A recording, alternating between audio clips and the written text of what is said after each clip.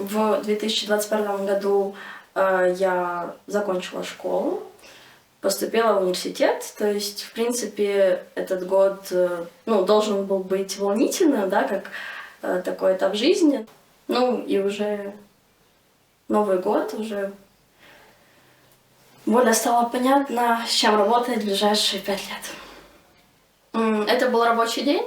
У меня были планы учиться, заходить в Zoom, все по расписанию.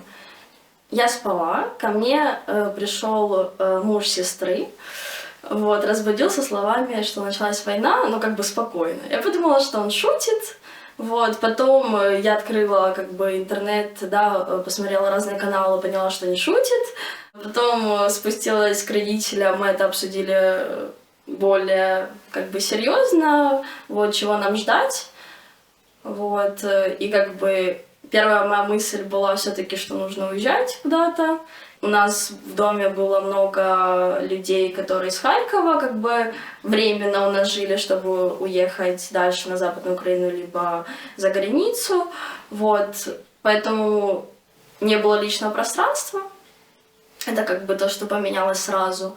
Появилась учеба, поэтому жить стало более понятно, как раньше, да.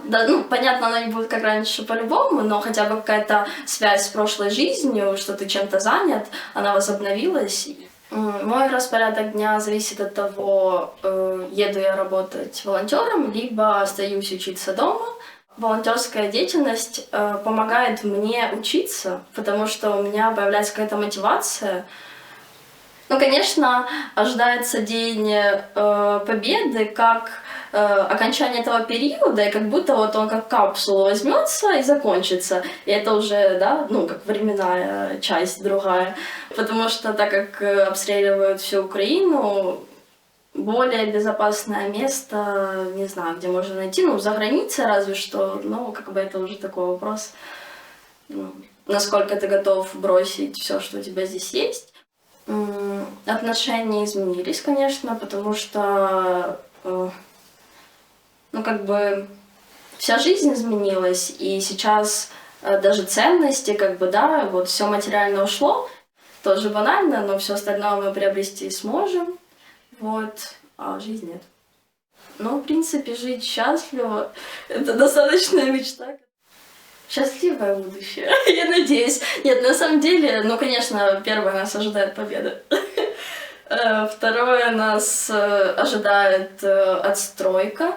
Мы будем возвращать, стабилизировать нашу экономику, ресурсы. Конечно, на это пойдет время. И далее мы будем развиваться, расцветать. Я думаю, что все самое лучшее.